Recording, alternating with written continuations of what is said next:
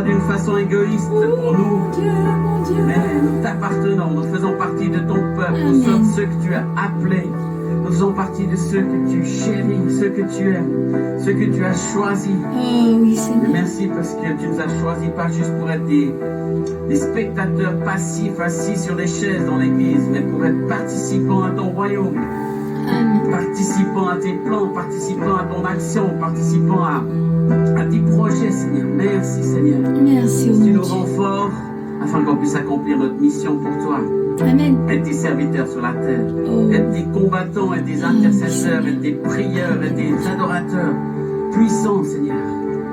Tu dis dans Ésaïe que c'est un peuple puissant qui célébrera ta gloire. Nous voulons être ce peuple puissant Oui, qui Seigneur. célèbre Amen. tes merveilles, qui célèbre ta force, qui célèbre ta Amen. puissance, qui célèbre tout ce que tu es, Seigneur. La solution pour ce monde perdu. Jésus est la solution. Oh oui, Jésus est la Seigneur. réponse de ce Amen. monde.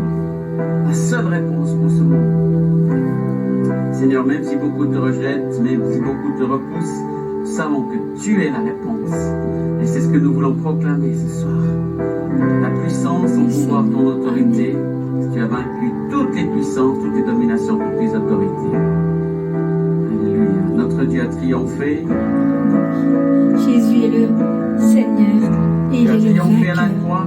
Le tout-puissant Tu es roi, le ressuscité. lion Tu as vaincu la de mort. Juda. Notre Dieu a triomphé par de merveilleux exploits. Il a déployé son bras et le monde a basculé. Il a délivré la terre des ténèbres et de l'enfer. Nous voulons le célébrer, Amen. Nous voulons le célébrer. Jésus est Seigneur, il est le vainqueur, le tout-puissant roi, le lion de Juda.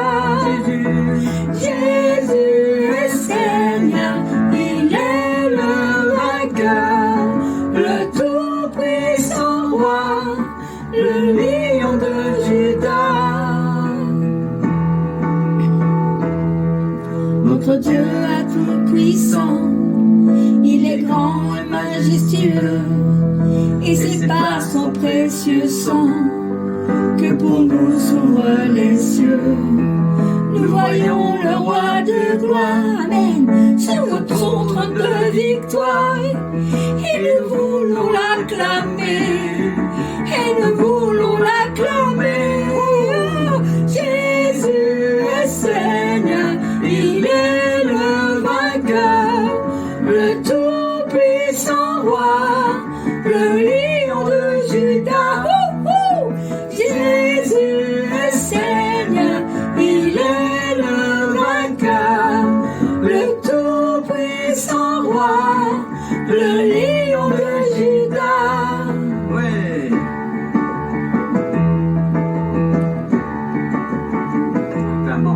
Acclamons notre vainqueur, notre vainqueur. Adorons son nom glorieux, ouais, son nom glorieux. Il a purifié les cieux et il règne dans nos cœurs. Acclamons notre vainqueur, notre vainqueur. Adorons son nom glorieux, son nom glorieux. Il a purifié les cieux et il règne dans nos cœurs. Il règne dans mon cœur. Tu règnes dans nos cœurs, Seigneur. Tu règnes dans notre cœur, Seigneur. Tu règnes, oh, Jésus. Tu règnes, mon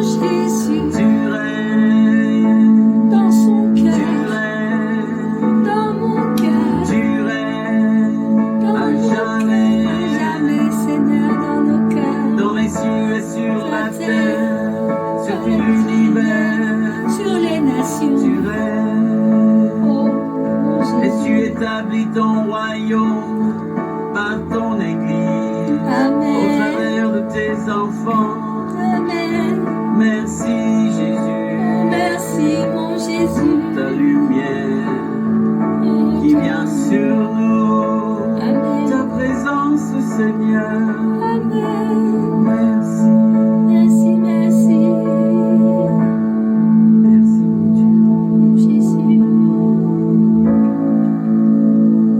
On va lire un texte de Romains 8, tellement fondamental, tellement important, bien sûr. La Bible est tellement pleine de richesses. J'espère que vous découvrez les richesses. J'espère que cette Bible vous parle, vous inspire. C'est toujours tellement adéquat et adapté aux circonstances. Romains 8, 18. J'estime que nos souffrances du temps présent ne sont donc pas comparables à la gloire que Dieu nous révélera. Waouh! Il y a des souffrances terribles. Il y a cette maladie, il y a des gens qui meurent, il y a des gens qui sont épuisés, il y a des gens qui sont découragés. Mais ce n'est pas comparable, même ces souffrances-là, à la gloire que Dieu nous révélera. Donc ça doit être vraiment extraordinaire. La création entière attend avec impatience le moment où Dieu révélera ses enfants. Soyez prêts les amis. Dieu va révéler ses enfants. Et je crois que dans les circonstances que nous vivons, il y a des moments où Dieu révèle la gloire, sa gloire au travers de ses enfants. Dans les hôpitaux, je suis sûr, on a vu des gens qui priaient, des médecins qui étaient ensemble, des infirmières, des patients qui demandaient la prière, des nettoyeurs qui étaient dans les hôpitaux qui priaient pour les malades. Dieu veut révéler sa gloire au travers de chacun de nous. Amen. La création entière attend avec impatience le moment où Dieu révélera ses enfants. La création soupire, attend ça, car la création est tombée sous le pouvoir des forces qui ne mènent à rien. C'est ça qu'on vit aujourd'hui. Les gens ne savent pas où aller, ces forces nous mènent nulle part, nous mènent à rien. Ces puissances, ces dominations dont la Bible parle nous éloignent de la vérité, du sens de la vie, des bonnes choses. Non pas parce qu'elle l'a voulu elle-même, mais parce que Dieu l'y a mise. Et il y a toutefois une espérance, c'est que la création elle-même sera libérée un jour du pouvoir destructeur qui la tient en esclavage et qu'elle aura part à la glorieuse liberté des enfants de Dieu. On est encore dans ce royaume déchu, avec le prince de ce monde qui détruit, qui attaque, qui fait mal. Mais Dieu nous donne cette espérance. Il y a déjà des signes de cette espérance. Il y a déjà des signes de guérison, de victoire, de transformation, d'être dans la paix au milieu des ténèbres, d'être ancré en Dieu au milieu de circonstances difficiles. Ça déjà, c'est miraculeux et c'est ce que Dieu veut faire pour nous. Nous savons en effet, verset 22, que maintenant encore la création entière gémit et souffre comme une femme qui accouche. Il y a des cris qui vont jusque vers Dieu, et Dieu le connaît. C'est les cris de la création qui veut pas de ce méchant maître qui l'exploite. Bien sûr que c'est les hommes aussi, mais qui sont souvent au service de cet ennemi de Dieu. Mais pas seulement la création, nous qui avons déjà l'Esprit Saint, comme première part des dons de Dieu. Nous gémissons aussi intérieurement en attendant que Dieu fasse de nous ses enfants et nous accorde une délivrance totale. Ça veut dire que nous sommes délivrés partiellement. Nous avons vécu déjà des signes, des miracles, des guérisons, des délivrances, mais pas la guérison et la délivrance totale. Mais nous avons été sauvés, mais en espérance seulement. Il y a des tas de choses qu'on attend encore. On attend d'être pleinement guéri, pleinement délivré, pleinement sans péché, pur, sans tache, sans faute. Et ça sera que près du Seigneur. Mais déjà là, on est en transformation, on est en action par le Saint-Esprit qui nous permet de goûter à ces choses et de voir l'action de Dieu dans nos vies. Si l'on voit ce que l'on espère, ce n'est plus de l'espérance. Qui donc espérerait encore ce qu'il voit? Évidemment. Si on avait déjà la réponse à tout, on n'aurait plus besoin d'attendre autre chose. On espère encore des tas de bonnes choses que Dieu a prévues. Si nous espérons ce que nous ne voyons pas, nous l'attendons avec patience. Amen. Patience les frères, patience les sœurs, patience les amis. Amen, Papa. Prions pour la patience, que Dieu nous accorde la patience. C'est un des fruits de l'esprit. Oui. C'est pas le plus facile à acquérir, parce qu'il ne vient pas en une fois comme ça. Il Mais la patience, ça vient lentement, ça vient doucement, ça vient avec notre résilience, notre façon de faire face aux circonstances, aux événements, puis de voir Dieu qui est fidèle. Amen. De même, l'Esprit Saint aussi nous vient en aide parce que nous, qui sommes faibles, en effet, nous ne savons pas prier comme il faut, mais l'Esprit Saint lui-même prie Dieu en notre faveur avec des supplications qu'aucune parole ne peut exprimer. Et Dieu qui voit dans les cœurs comprend ce que l'Esprit Saint veut demander, car l'Esprit Saint prie en faveur des croyants comme Dieu le désire.